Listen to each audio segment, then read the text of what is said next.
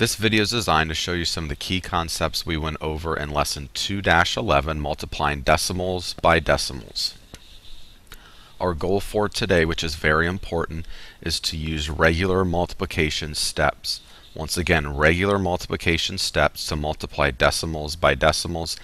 And I know I always talk about it in class, but just because a multiplication problem has a decimal does not mean that 2 times 3 does not equal 6. There's regular multiplication steps that we still go through.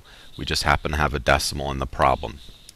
Just as the other lesson had a key tip, this lesson has one as well. It's the same one. The total number of digits to the right of the decimal in the multiplication problem has to equal the total number of digits to the right of the decimal for the answer.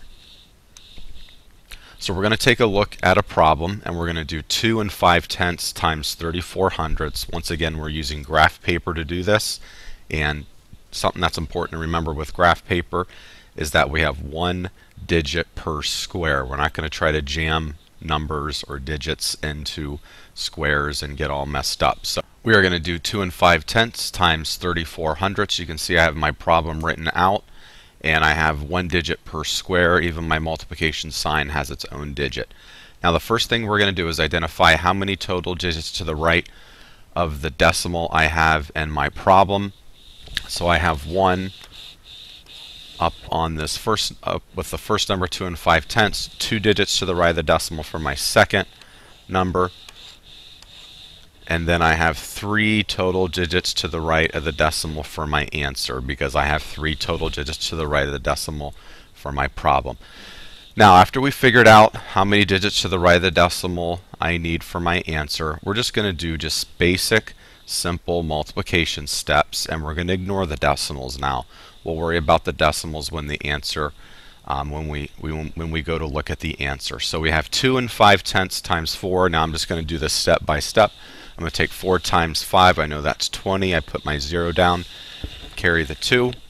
4 times 2 is 8, plus 2 is 10. I'll write 10 there. I'm going to cross out my 2.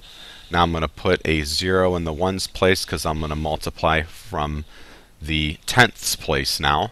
Now I have 3 times 5 is 15. Put my 5 there, carry my 1. 3 times 2 is 6, plus 1 is 7. Now I have both products, and now I need to add both of them together.